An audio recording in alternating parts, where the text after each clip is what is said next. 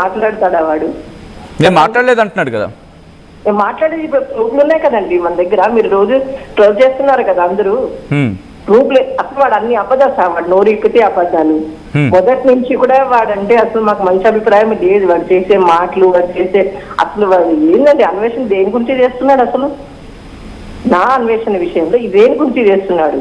ఇప్పుడేమో ఇండియాని తిట్టేస్తున్నాడు, భారతీయుని తిట్టేస్తున్నాడు, ప్రతి ఒక్కరిని ఎంత బూతులు, వాడి నోరిప్పితే బూతులే మాట్లాడుతున్నాడు.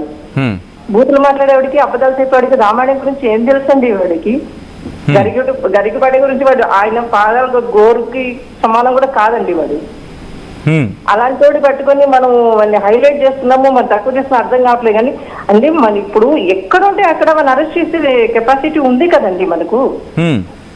వాడు ఇండియాకి వస్తేనే అరెస్ట్ చేయాలని ఏం లేదు కదా. వాడు ఎక్కడుంటే అక్కడికి వెళ్ళి మనం అరెస్ట్ చేయించాలి.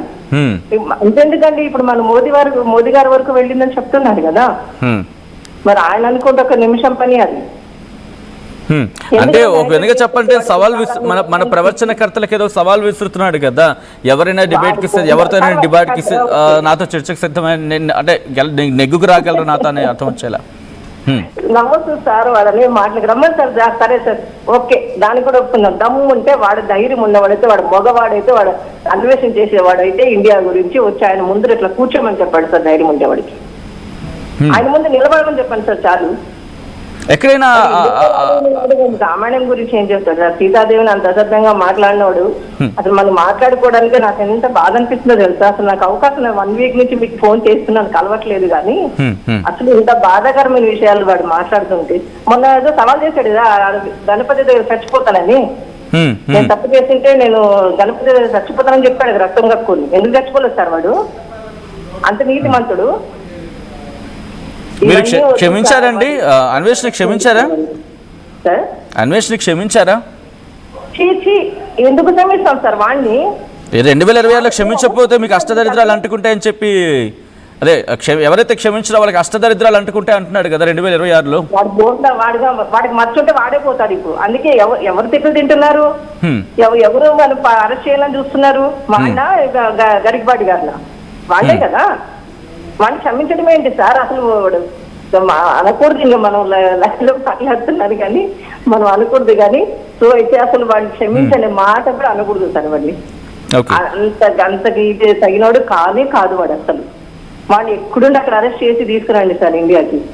వాడు ఒక నిమిషానికి ఒక మాట మారుస్తున్నాడు సార్. వాడు నిమిషానికి ఒక మాట మారుస్తూ నేను అది ఇది అని చెప్పాడు. అసలు ఏంటి సార్ వాడు? అసలు వాడంటే ఏంటి గొప్ప? దేశాలు తిరిగినంత మాత్రాన గొప్పడైపోయాడు వాడు. వాడు చెప్పిన దానికంటే మనం వాడు ఏదో చేస్తామని చెప్పి అంటే పిక్చర్లు కాబట్టి, అంటే అందరూ తిరగలేరు కదా దేశానికి. వాడు ఏదో తిరుగుతూ అవి ఇవి చూపిస్తుంటే యూత్ అనేది వాళ్ళు ఎంత పడ్డారు అంతవరకు. కానీ వాడు ఇప్పుడు అట్లా మాట్లాడుతుంటే అందరూ చెప్పులతో కొడుతున్నారు కదా. మీరు కూడా అంటే తన వీడియోస్ ఏమైనా చూసేవాళ్ళ? సబ్స్క్రైబర్ తనకి ఏదో ఒకటి రేటు చూసాను సార్. వాడిని ఎప్పుడు నేను ఫాలో కూడా చేస్తున్నాను. వాళ్ళ మాటలు వాళ్ళ ఇది నాకు నచ్చేది కాదు మొదటి నుంచి కూడా. మీకు కామెంట్స్ లో కూడా పెట్టారు మొదటి నుంచి అంత మంచి అభిప్రాయం లేదు నాకు వాడి మీద అసలు.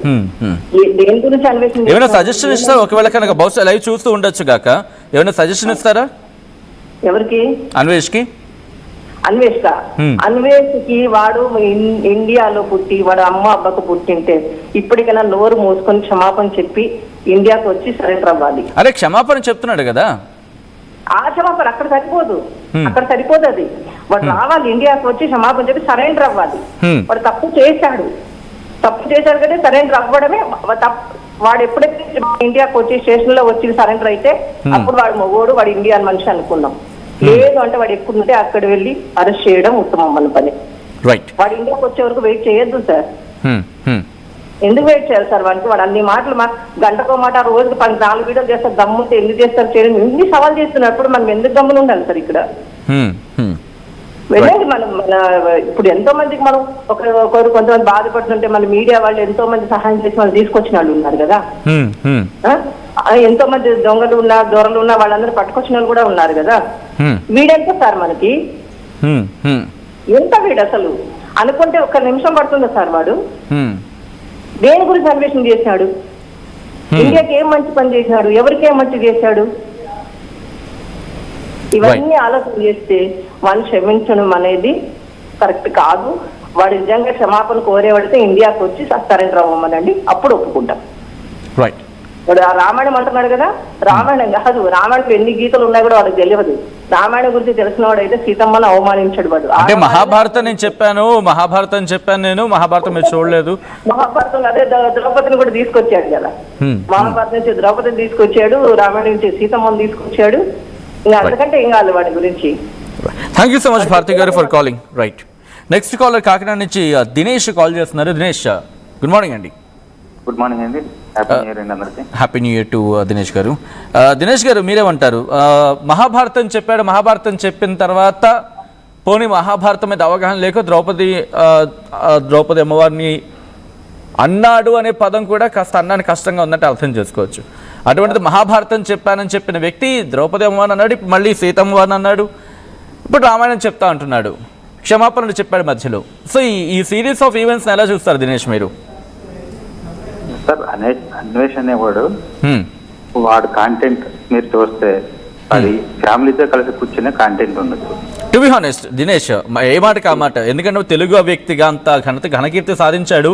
ఒకప్పుడు మనం అందరూ కూడా వీడియోస్ చూస్తున్న వాళ్ళమే, కానీ కొంచెం స్టాండర్డ్స్ తగ్గుతున్న కొద్దీ కట్ చేసుకుంటూ వచ్చాం. చాలా మంది అతన్ని సబ్స్క్రైబ్ చేశారు, ఎందుకంటే వాడి కాంటెంట్ ఫ్యామిలీతో కూర్చుని కానీ పబ్లిక్ లో కూర్చొని కానీ చూసే విధంగా ఉన్నది. వాడు నోటండి ఇప్పుడు ఎలాంటి బూతులు వస్తాయో ఎవరికి తెలియదు.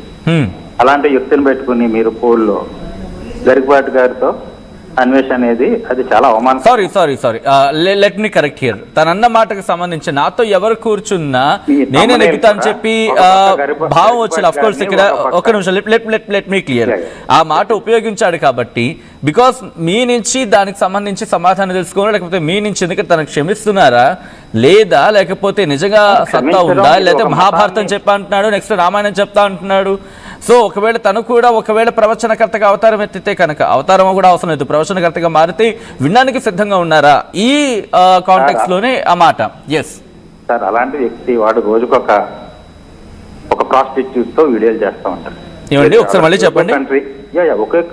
ప్రతి కంట్రీలోనూ ఒక్కొక్క వీడియోలో ఒక్కొక్క ప్రాస్టిట్యూట్ తో వీడియోలు చేస్తూ ఉంటాడు.